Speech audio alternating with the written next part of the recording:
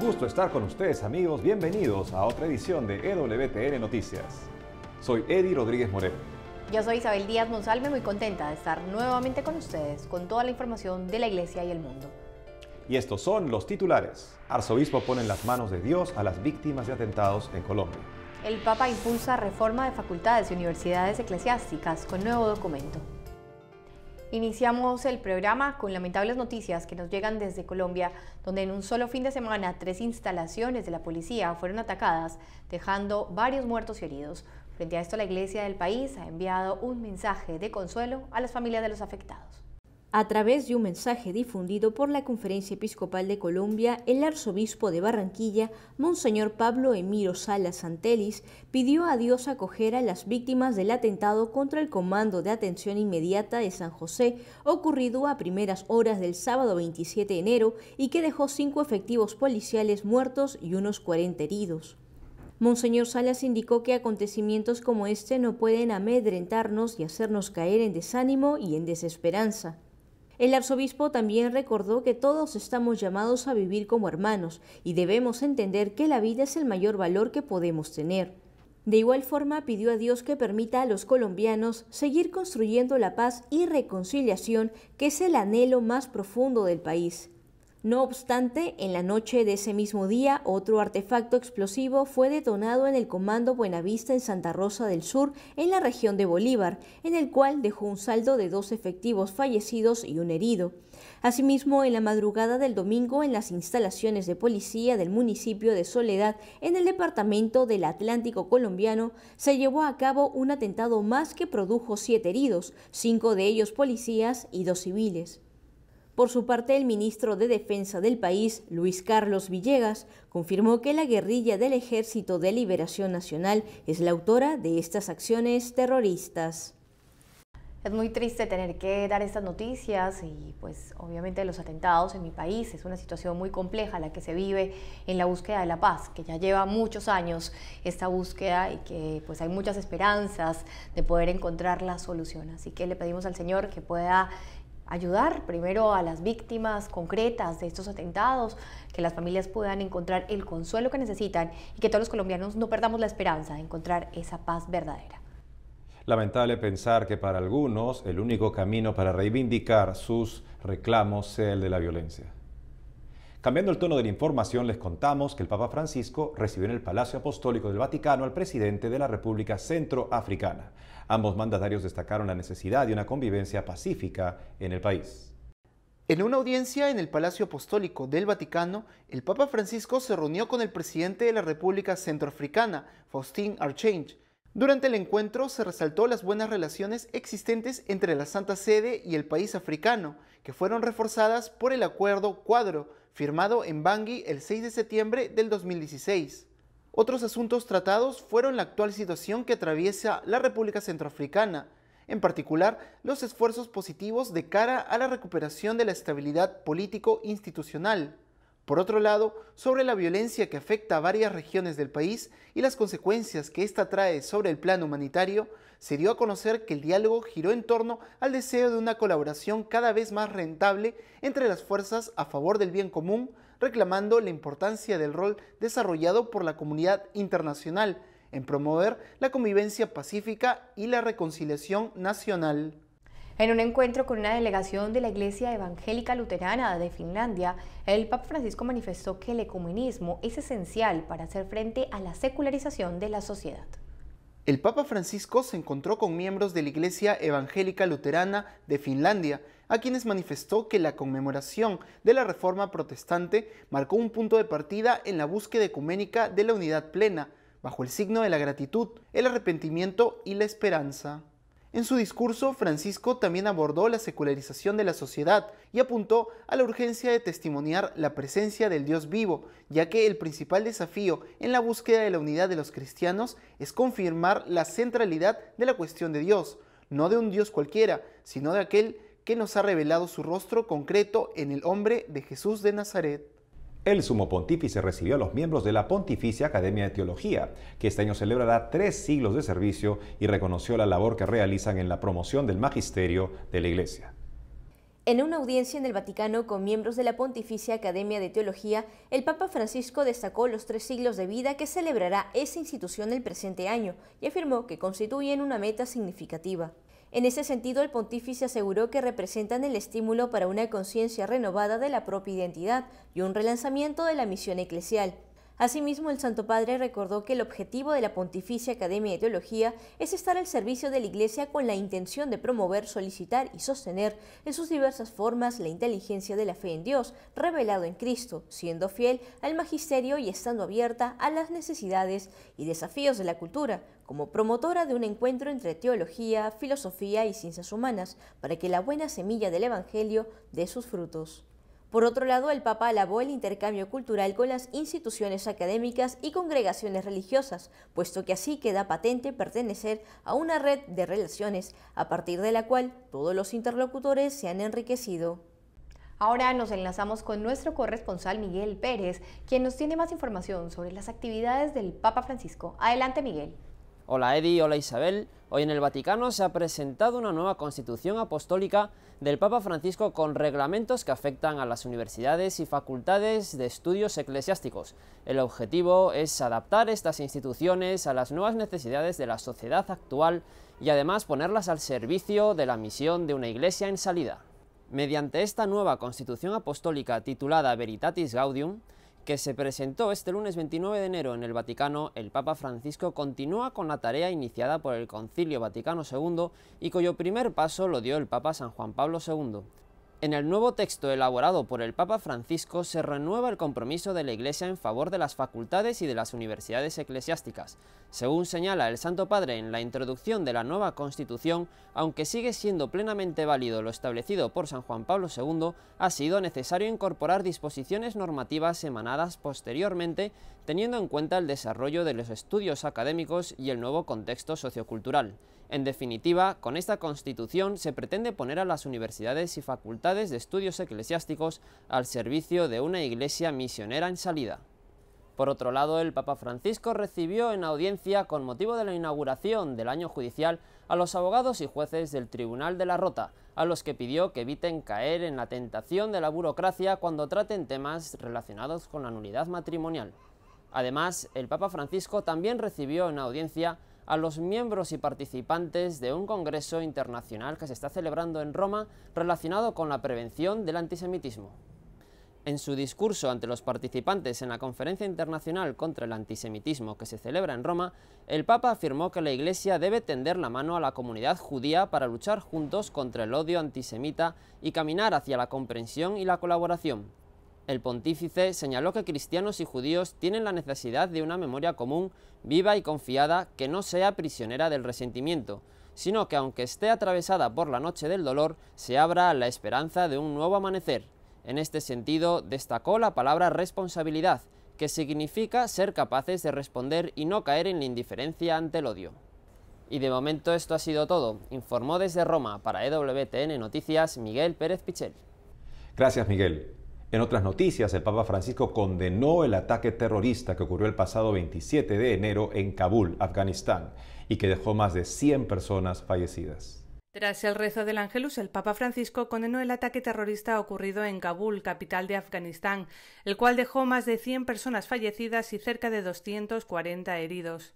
Ante los fieles reunidos en la plaza de San Pedro, el pontífice lamentó el doloroso suceso y dirigió un momento de oración en silencio por las víctimas, sus familiares y por todos aquellos que en ese país continúan trabajando para construir la paz. El atentado ha sido reivindicado por los talibanes, quienes hicieron explotar una ambulancia cargada de explosivos en un control policial del centro de Kabul, en una zona donde se encuentran diversas embajadas. Esta masacre se produjo tan solo unos días después del asalto al Hotel Intercontinental, el 21 de enero, también reivindicado por los talibanes, que ocasionó la muerte de 40 personas. Como se sabe, los talibanes fueron expulsados de Kabul por la coalición internacional encabezada por Estados Unidos. Sin embargo, desde entonces han emprendido una campaña terrorista contra el gobierno afgano e incluso se han introducido en diversas regiones de Pakistán. Por otro lado, el Santo Padre pidió por el fin de la guerra en Ucrania durante su visita a la Basílica Menor de Santa Sofía en Roma, perteneciente a la comunidad greco-católica ucraniana. Durante su visita a la Basílica Menor de Santa Sofía en Roma, la cual pertenece a la comunidad greco-católica ucraniana, el Papa Francisco recordó la grave crisis política en la que se encuentra Ucrania después de años de guerra y pidió al Señor que silencie las armas en el país y se abra el camino a la paz. Ante los fieles ucranianos ahí reunidos, el Santo Padre expresó que permanece cercano con el corazón y la oración por su nación, y agregó que reza para que en los corazones de cada uno no se apague la esperanza, sino que se renueve el afán de seguir adelante. Por otro lado, hizo referencia al lema pastoral de la comunidad greco-católica ucraniana, el cual es: «La parroquia viva es el lugar de encuentro con Cristo vivo». En este sentido, el Papa destacó dos palabras, encuentro y viviente. Sobre la primera, el pontífice manifestó que la Iglesia es un encuentro, un lugar para sanar la soledad, vencer la tentación de aislarse y donde uno saca fuerzas para superar los obstáculos. La segunda palabra, sobre la que reflexionó, fue viviente y afirmó que Jesús es quien vive ya que resucitó y lo encontramos en la Iglesia, en la liturgia y en la palabra. Por último, Francisco también dirigió unas palabras de reconocimiento a las mujeres de la comunidad ucraniana que son apóstoles de caridad y de fe. Al respecto, el Papa resaltó que en los momentos históricos de mayor dificultad en Ucrania fueron las mujeres las que hicieron posible la transmisión de la fe y por eso las calificó como heroicas. Por otro lado, en la sala de prensa del Vaticano se dieron a conocer las temáticas que abordarán las 7 catequesis internacionales de cara al próximo Encuentro Mundial de las Familias. Del 21 al 26 de agosto de 2018 se llevará a cabo la 9ª edición del Encuentro Mundial de las Familias en Dublín, Irlanda, al que se espera que asista el Papa Francisco.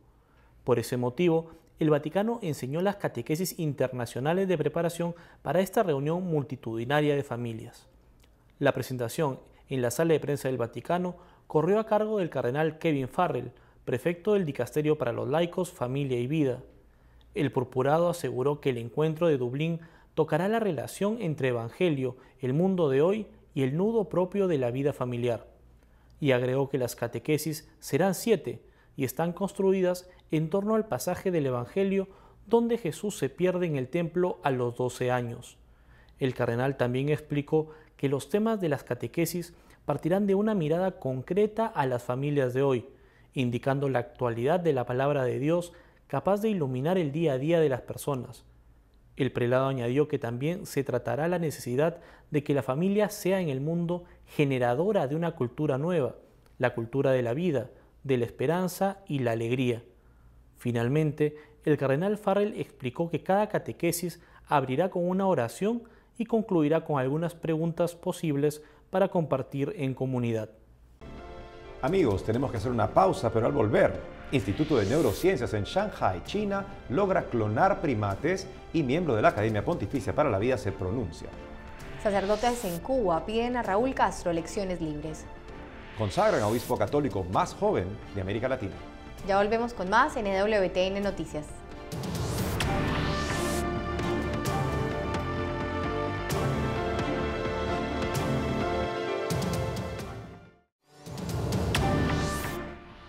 Continuamos con más información. Recientemente un grupo de científicos chinos en Shanghai lograron clonar con éxito a 2 primates. Este avance científico ha abierto las puertas a un nuevo debate ético que genera preocupación. Hace poco el Instituto de Neurociencias en Shanghái, China, dio a conocer que lograron clonar de manera exitosa 2 primates de la especie macaco. El logro científico despertó la polémica y abrió un debate ético que generó preocupación en el Vaticano. De acuerdo al padre Carlo Casalone, miembro de la sección científica de la Academia Pontificia para la Vida del Vaticano, personas de todo el mundo necesitan trabajar juntas para crear una visión común de cómo esta ciencia podría manejarse responsablemente y utilizarse para el bien de la humanidad. I primati sono molto vicini agli esseri umani. Los primates están muy cerca de los seres humanos, por lo tanto debemos manejar de manera colectiva, no solo personal, la inmensa responsabilidad que las nuevas posibilidades científicas ponen en nuestras manos. Ante este avance científico, el padre Casalone manifestó que Dios comparte con el hombre la capacidad de crear, sin embargo, espera que éste actúe de modo responsable. Penso che Dio dà il creato nelle mani dell'uomo. Pienso que Dios pone la creación en las manos del hombre. Le confía la responsabilidad al hombre con la capacidad de saber y actuar en el mundo y en la historia. De modo que Dios corre el riesgo de crear un aliado que sea libre, pero al mismo tiempo requiere que el hombre utilice su libertad de manera responsable. De acuerdo a Qian Sun, uno de los científicos chinos que participó en la investigación, hubo muchos fracasos antes de hallar una forma exitosa de clonar a los primates. Los monos bebés tienen aproximadamente 8 semanas de edad y para clonarlos se utilizó la técnica de transferencia nuclear de célula somática, la cual dio vida a la oveja Dolly en 1996. A partir de ahí se logró clonar a otros tipos de mamíferos, como perros, gatos, cerdos y vacas, usando la misma técnica, pero nunca un primate. Los científicos del Instituto de Neurociencias en Shanghái aseguraron que clonaron a los macacos por ser una especie cercana al hombre y así usarlos para investigar enfermedades. El arzobispo de Cumaná, en Venezuela, denunció que el adelanto de las elecciones en el país es una emboscada de medianoche. En declaraciones a Así Prensa, Monseñor Diego Padrón, arzobispo de Cumaná y expresidente de la Conferencia Episcopal de Venezuela, denunció que el adelanto de las elecciones en el país a más tardar el próximo 30 de abril es una emboscada de medianoche.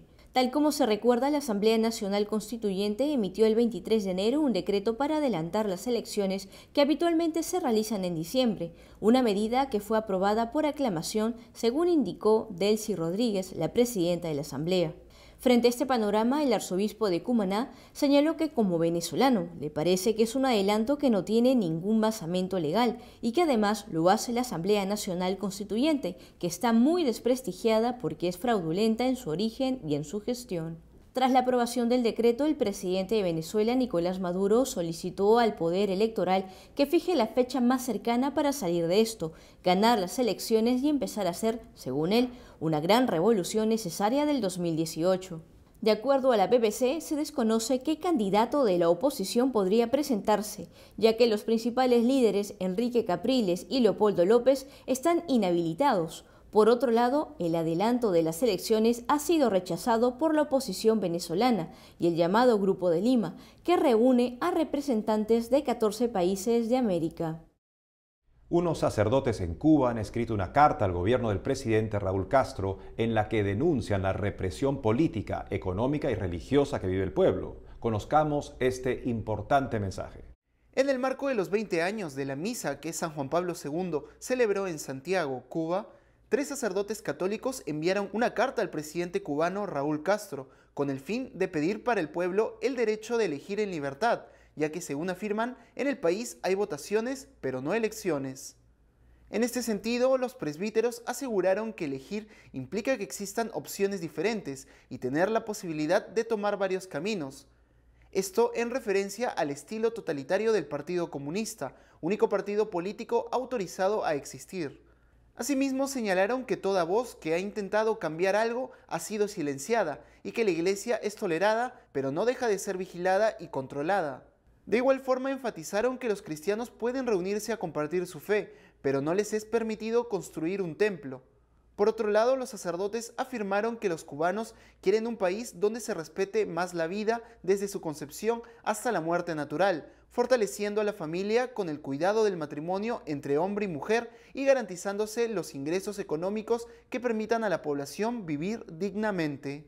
Finalmente, los presbíteros pidieron la intercesión de la Virgen de la Caridad, patrona de Cuba, rogándole que interceda ante el Señor para que los ciudadanos puedan elegir siempre el bien mayor para todos. La reliquia del corazón de San Pío de Pietrelcina estará en Paraguay en el mes de abril, con motivo de los 30 años de la presencia de los hermanos franciscanos capuchinos en el país. Los franciscanos capuchinos llegaron a tierras paraguayas el 10 de abril de 1988 y desde aquel momento han entregado la riqueza de su carisma a la nación, inspirados en San Pío de Pietrelcina. Hoy, 30 años después, el corazón de este gran santo italiano estará recorriendo el país del 10 al 18 de abril. Según se dio a conocer, la reliquia llegará a capillas, catedrales, conventos y hospitales de la Arquidiócesis de Asunción, así como de las diócesis de San Lorenzo y Ciudad del Este. El recorrido lleva por lema "El corazón de San Pío visita el corazón de América y quiere encontrarse contigo". Por otro lado, en declaraciones a Así Prensa, el hermano capuchino Valentín Pesente aseguró que esta actividad es un regalo de Dios y una prueba más de la cercanía y del amor de San Pío de Pietrelcina por lo que en su comunidad están haciendo por el país. Asimismo, el religioso dijo que esperan que esta visita suscite nuevas vocaciones religiosas y sacerdotales y deseó a todo el pueblo devoto del Santo de los Estigmas que vean atendidas sus súplicas. En medio de un gran ambiente de fiesta fue consagrado el obispo católico más joven de América Latina y que se encuentra en Costa Rica. Conozcamos de quién se trata. El 25 de enero, día en el que la Iglesia celebra la conversión del apóstol San Pablo, Monseñor Daniel Francisco Blanco Méndez, de 44 años, recibió la ordenación episcopal, convirtiéndose así en el obispo más joven de América Latina que servirá como prelado auxiliar de San José en Costa Rica.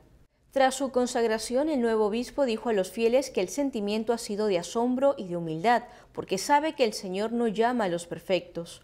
Asimismo, según informó el diario costarricense La Nación, Monseñor Blanco indicó que ahora el reto es trabajar al lado de su arzobispo, Monseñor Quirós, y seguir adelante con todos los procesos de evangelización que en San José se llevan, pero siempre con él a la cabeza. Monseñor Daniel Blanco Méndez nació en San José en 1973. Antes de convertirse en sacerdote, realizó trabajos de contabilidad mientras estudiaba Administración de Negocios en la Universidad de Costa Rica. Estudió Filosofía y Teología en el Seminario Mayor Nacional y obtuvo el título de licenciatura en Derecho Canónico en la Pontificia Universidad Gregoriana de Roma. Fue ordenado sacerdote en el 2000 y se desempeñó como vicario parroquial en las parroquias de San Luis de Tosa, Sagrado Corazón y San Isidro Labrador. Una imagen de 14 metros de alto fue instalada en una de las comunas de Santiago de Chile. Esta se suma a otras 3 imágenes de gran tamaño que se encuentran en el país suramericano. En Santiago de Chile, luego de la visita del Papa Francisco, una imagen de Nuestra Señora del Carmen de 14 metros de altura fue instalada en la comuna de Lo Barnechea. La escultura muestra el rostro de una virgen joven y sonriente con el niño Jesús en brazos. Esta imagen de la patrona de Chile se suma a otras 2 esculturas marianas de gran tamaño, como la de la Inmaculada Concepción en el Cerro San Cristóbal y la imagen de la Virgen del Carmen del Parque Bicentenario en Iquique, con 18 metros de alto. La imagen mariana fue elaborada en China y estuvo inspirada en una escultura de la Virgen María de 1 metro de alto que fabricó el artista ecuatoriano Antonio Jaramillo y los artesanos del taller de San José en Quito, Ecuador. El alcalde del lugar, Felipe Guevara, manifestó que esta imagen de la Virgen ayudará a traer paz y unión a los habitantes de Lo Barnechea. En Perú, cada semana un grupo de personas se reúne para preparar meriendas y compartirlas con las familias de pacientes atendidos por emergencias en varios hospitales de Lima. Conozcamos un poco más de esta gran labor. Ellos son Puertas de Emergencia, un grupo de personas convocadas por el amor al prójimo que se reúne cada miércoles y domingo en la parroquia María Reina en el distrito de San Isidro, en Perú, para preparar meriendas y compartirlas con los familiares de pacientes atendidos por emergencias en varios hospitales públicos de Lima.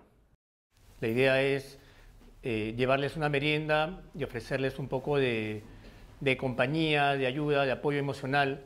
Son personas que están ahí sin saber qué va a pasar, muchas veces sin comer, muchas veces sin dinero para regresar a la casa y ese tipo de cosas, ¿no? Entonces, empezó con esa perspectiva de apoyar a la gente que estaba en las afueras de las puertas de emergencia de los hospitales. Por eso se llama Puertas de Emergencia.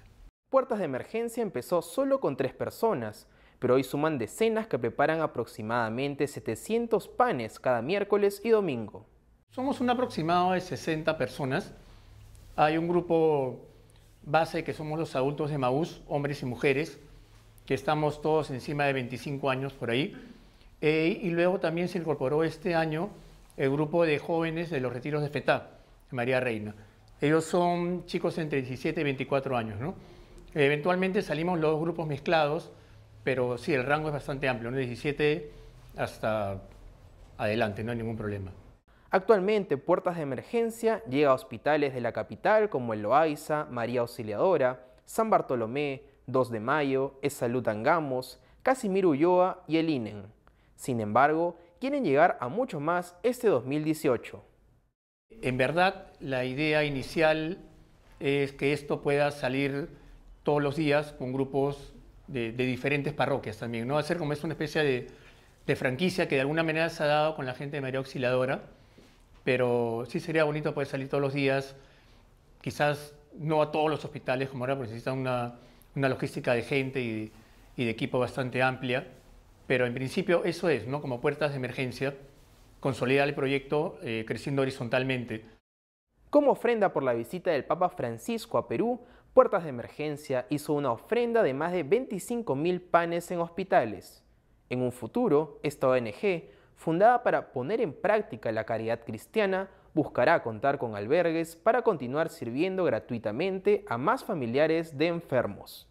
Qué bueno que surjan iniciativas como esta. Basta darle un poquito de rienda suelta a la imaginación para saber dónde tú puedes hacer la diferencia.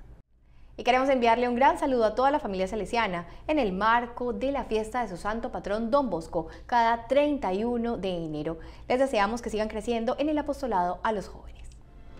¡Qué bendición para la iglesia! Bueno amigos, esto es todo por hoy en EWTN Noticias. Gracias por estar con nosotros. Que tengan un muy buen día y hasta la próxima.